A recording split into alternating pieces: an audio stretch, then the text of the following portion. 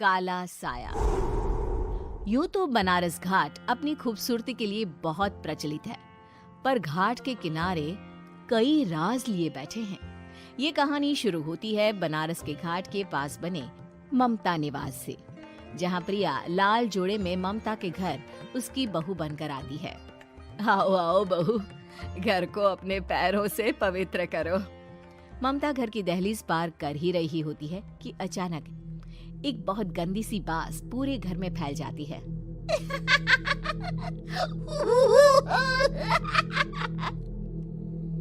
ये बदबू और ये आवाजें, ये कौन हंस रहा है माँ? अब ये पड़ोसी ना हमारे थोड़े अलग से है।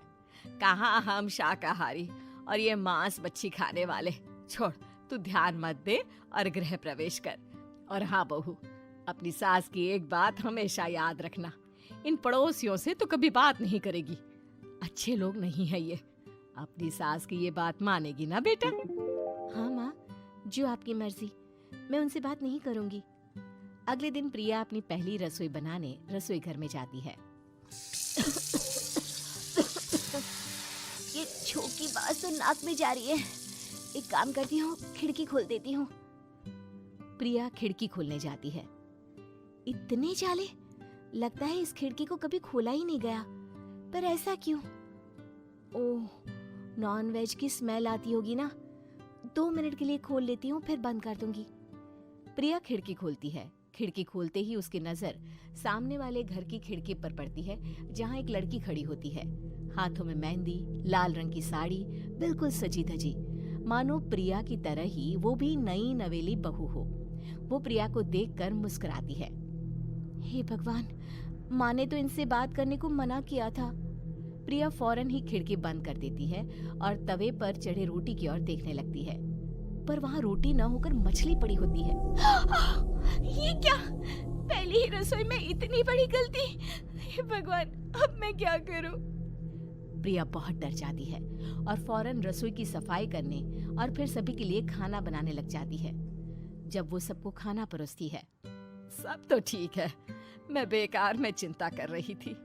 हे भगवान, ऐसे ही बस अपनी कृपा बनाए रखना। रात के वक्त जब सब सो रहे होते हैं, तब प्रिया को पायल की आवाज सुनाई देती है, जिससे उसकी आंख खुल जाती है। ये पायल की आवाज कहाँ से आ रही है? प्रिया उठकर उस आवाज के पीछे छत की सीढ़ियों तक जाती है। तभी उसे बच्चे के रोने की आवाज आती है। प्रिया छत पर जाती है तो क्या देखती है? वही लाल साड़ी वाली लड़की अपनी गोद में एक नवजात बच्चे को घुमा घुमा कर सुला रही है। तभी प्रिया की नजर उसके पेट पर पड़ती है। ओह गॉड, ये तो प्रेग्नेंट भी है। सुनिए, बच्चा सो नहीं रहा है क्या? मैं कुछ मदद करूं? नहीं नहीं, आपके घर वालों को अच्छा नहीं लगेगा, मैं संभाल लूंगी। स्नेहा की गोद से बच्चा हाथ मारकर प्रिया की गोद में आने को छटपटाने लगता है। दोनों घर अगल बगल में बने होने के कारण प्रिया उस बच्चे को गोद में ले लेती है। प्रिया के पास आते ही वो सो जाता है। बच्चे का वो स्पर्श रात भर प्रिया भूल नहीं पाती और अगली सुबह वो छत पर कपड़े सुखा रही होती है। तभी उसे एक औरत इशारा करके बुलाती है। स्नेहा कह रही थी बाबू तुम्हारी गोद में आते ही सो गया। मैं गौरी, स्नेहा की माँ हूँ। बहू, घर आना, बाबू को खिला भी लेना। शाम को जब घर पर कोई नहीं रहता, बच्चे से मिलने के लिए प्रिया छिपकर अपनी पड़ोसन के घर चली जाती है और कुछ देर बच्चे को खिलाकर वापस लौट आती है। इसके कुछ दिन बाद ही प्रिया को पता चलता है कि वो माँ बनने वाली है।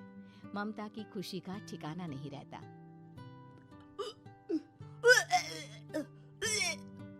माँ जी, पता नहीं क्यों उल्टी आ रही है। प्रिया भागती हुई वॉशरूम में जाती है तो हरे और लाल रंग की उल्टी करती है। उस उल्टी में से कीड़े निकलते हैं। ये क्या? खून और ये कीड़े! माँ! माँ! प्रिया की आवाज सुनकर ममता दौड़ कर आती है, पर बेसिन में कुछ नहीं होता। प्रिया हक्की बक्की रह जाती है। ये सब क्या हो रहा है? प्रिया घबरा जाती है और अपने कमरे में जाकर सो जाती है। डर के कारण वो इतनी थक जाती है कि उसकी आंख लग जाती है। तब उसे ऐसा लगता है उसके पेट पर मानो कोई बैठा हुआ हो। कौन हो? प्रिया के पेट पर एक 5 महीने की बच्ची बैठी हुई थी, जो बुरी तरह जली हुई थी। माँ, तुम ही मुझे लाई ना अपने पेट में। मैं तुम्हारी माँ नहीं हूँ। कौन हो तुम? माँ, देखो मैं जल गई बुरी तरह से। 6 महीने पेट में रहने को भी मुझे नहीं मिला। सहला दो ना माँ। बचाओ, बचाओ, माँ! ममता दौड़कर कमरे में आती है। प्रिया की बातें सुनकर वो सब समझ जाती है। तू कहीं बगल वाले घर में तो नहीं जाकर आई ना बहू? मुझे माफ कर दो, मैं गई थी माँ। उस घर में सब मरे हुए हैं बहू। कई साल पहले स्नेहा उस घर में बहू बनकर आई थी। कुछ ही दिन में वो एक बच्चे को जन्म देने वाली थी। पूरा घर बच्चे के आने की खुशी में खोया था कि एक दिन अचानक उस घर में आग लग गई। सब बुरी तरह जलकर मर गए। गौरी आज भी दादी बनने का इंतजार कर रही है और इसीलिए स्नेहा ने अपना अजन्मा बच्चा तुम्हारी कोख में डाल दिया। ममता ये कह रही होती है कि पीछे से उसके पैरों को एक बच्चा पकड़ लेता है। दादी, दादी। माँ, स्नेहा की गोद में यही बच्चा था। ये बच्चा कौन है फिर? तेरी मौत है। तेरी भी दादी। जिस चीज का ममता को डर था वही हो गया। ममता निवास के ऊपर मौत ने चादर बिछा दी थी। प्रिया का पेट ऐसे बढ़ जाता है मानो 9 महीने का हो।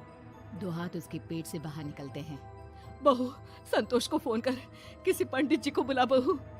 प्रिया का पति भागता हुआ घर आता है। ये तो होना ही था माँ। तेरा पाप तेरे सामने आ गया तो तू सह नहीं पा रही है। स्नेहा घर में आग लगी नहीं थी, माँ ने लगाई थी, प्रॉपर्टी की लालच में। और वो बच्चा मेरी पहली पत्नी का बच्चा है, मेरा बेटा, जो कि उस आग की चपेट का शिकार हो गया था। मैंने तुमसे ये सब माँ के कहने पर छुपाया था। मुझे माफ कर दो प्रिया। तुम अगर चाहो तो यहाँ से जा सकती हो। मैं तुम्हें किसी भी बंधन में रखना नहीं चाहता। मेरी शादी हुई है आपसे, मैं आपको छोड़ नहीं सकती, पर उससे पहले हमें स्नेहा, उसकी माँ और बच्चे की आत्मा की शांति करवानी होगी। संतोष और ममता गौरी के घर जाते हैं। अंदर सब कुछ जला हुआ होता है। जमीन पर जली हुई लाशें बिखरी हुई थी। ममता रो रो कर अपनी करने की माफी गौरी से मांगती है। प्रिया स्नेहा के घर वालों का अंतिम संस्कार करवा देती है और ममता निवास फिर से आत्माओं के साए से मुक्त हो जाता है।